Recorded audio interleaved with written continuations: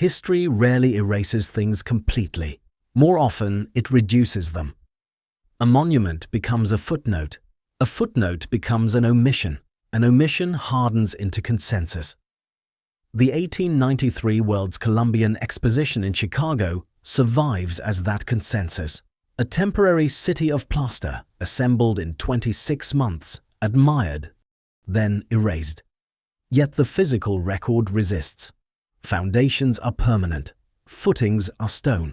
Subterranean corridors imply design, not spectacle.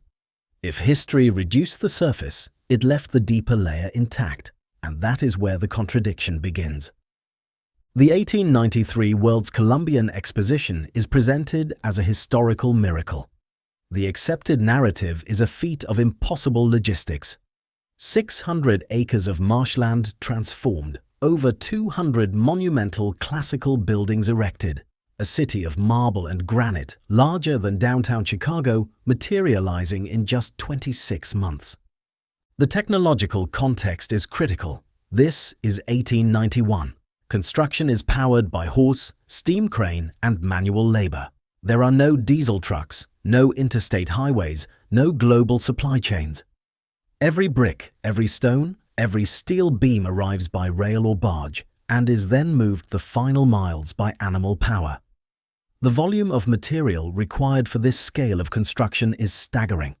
It represents a logistical puzzle that would challenge a modern contractor with heavy machinery.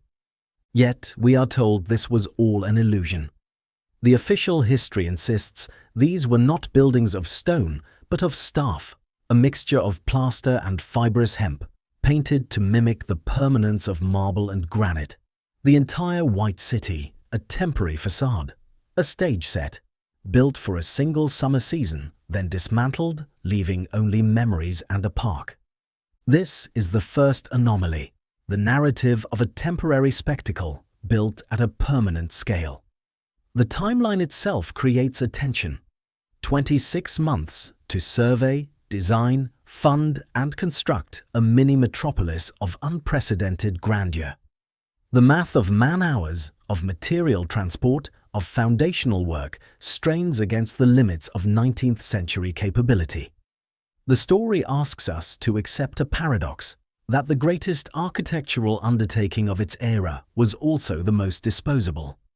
The question this discrepancy forces is not about the fair's existence, but about its substance. If the buildings were merely plaster facades, why does the photographic evidence from the construction phase show finished, load-bearing masonry at the foundation level? Why are the footings in every engineering photograph dug to depths and built with techniques reserved for structures meant to last centuries? The official miracle begins to look less like a celebration of ephemeral art and more like a story crafted to explain something that was already there. This discrepancy between the surface narrative and the subterranean reality becomes undeniable when you examine what was left behind after the fair was gone. After the gates closed, the process of demolition began. This was not the careful disassembly of a film set. It was the violent dismantling of a city. The demolition photographs and contractor ledgers from 1894 and 1895 tell a different story than the one of temporary staff.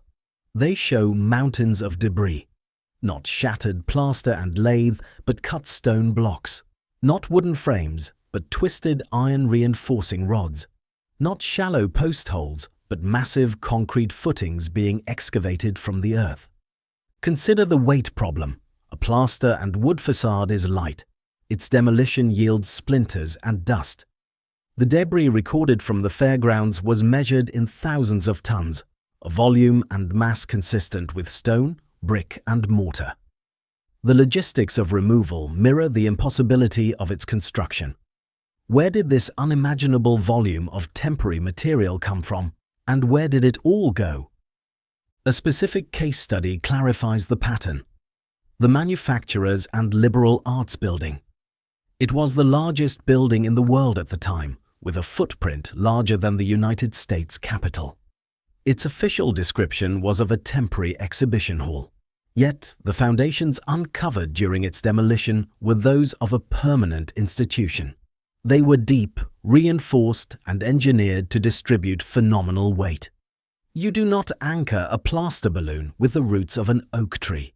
This pattern repeats.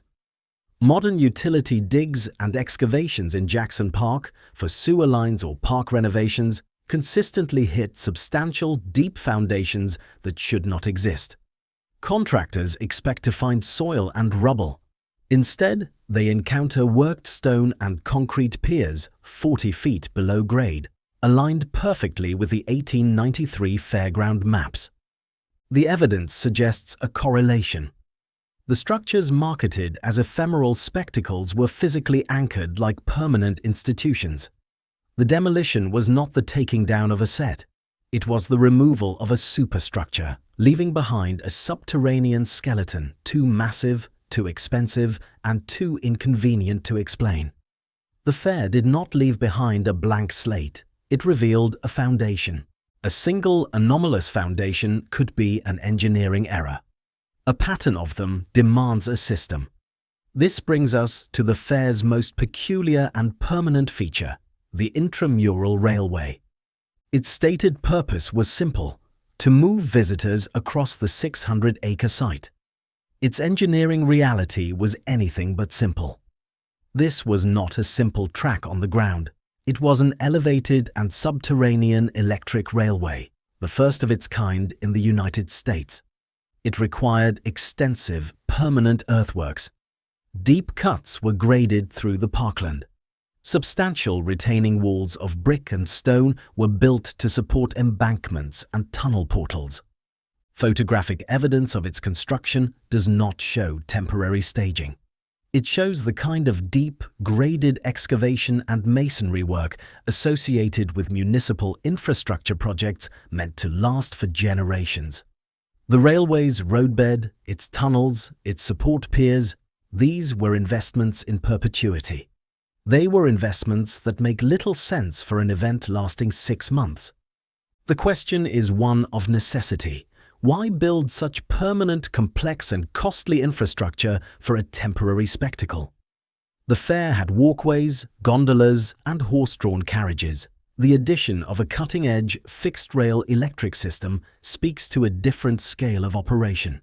It speaks to moving not just fairgoers, but perhaps something else, with efficiency and secrecy beneath the spectacle. The scale aligns.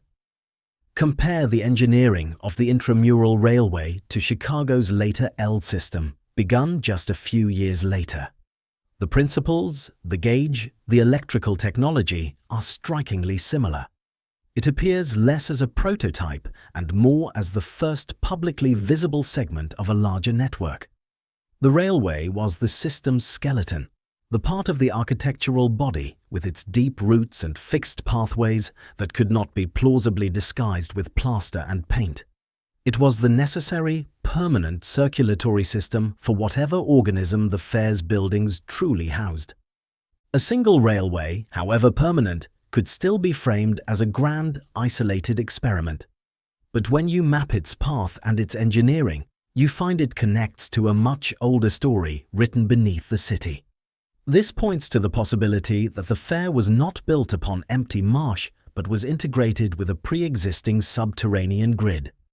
Consider the Chicago Tunnel Company freight system. Historical records state its construction began in secret around 1899, just 6 years after the fair and only a few blocks from its former grounds. The stated purpose was to move freight beneath the congested loop. But the coincidence is architectural, not just temporal. Both systems tapped into the same geological layer, the stable blue clay that lies deep beneath Chicago's surface, a natural shelf ideal for tunneling. More telling is the architectural language. The arched brickwork foundations photographed beneath the fair's grand buildings bear a familial resemblance to the construction of the freight tunnels. It is the same vernacular of underground engineering. The 1992 Chicago flood is the modern punctuation mark on this older layer. When a construction crew breached the wall of one of these forgotten freight tunnels under the Chicago River, it did not flood a single basement. It flooded the entire modern loop. The water flowed through a connected, city-wide network that had been functionally invisible for decades. The event proved the network's extensive, integrated existence. It proved that beneath the modern city lay a complete, older circulatory system, largely forgotten but physically potent. The implication is a direct challenge to the timeline. Was the 1893 World's Fair built atop and designed to utilize a pre-existing subterranean grid? The logistics of the fair's construction become less impossible if much of the heavy infrastructure for transport, for utilities, for foundational support was already in place, hidden beneath the soil. The frantic 26-month timeline then becomes not a period of construction from scratch, but a period of renovation, cladding, and theatrical adaptation. The Great Fire of 1871 erased Chicago's surface. The fire that swept the abandoned fairgrounds in 1894 performed a similar function. It provided a clean, historical punctuation mark. It erased the surface spectacle to preserve the function and the mystery of what lay below. Cities are built in layers. The most resilient layer is rarely the most visible one. It is the layer we are told does not exist, because its existence rewrites the story of everything above it. The fair's true legacy is not the temporary white city, but the permanent subterranean foundation it inadvertently revealed. The pattern is not unique to Chicago. It is a template found in cities worldwide, a narrative of sudden, glorious construction atop inexplicably ancient, massive, and expertly engineered footings. This investigation has no conspiracy, only correlation. It follows the evidence of scale where it contradicts the record of convenience, the weight of stone versus the story of plaster, the permanence of a tunnel versus the temporariness of an event, the forgotten network that floods a modern city. The work continues where physical evidence diverges from written history. It is a forensic process, measuring the gap between what we are told and what is built. If you value historical inquiry that examines the bedrock of evidence rather than the surface of narrative, this pattern demands your attention. It is the pattern of the world beneath our feet. Subscribe to Lost Perspectives for more investigations into the forgotten layers we inherit.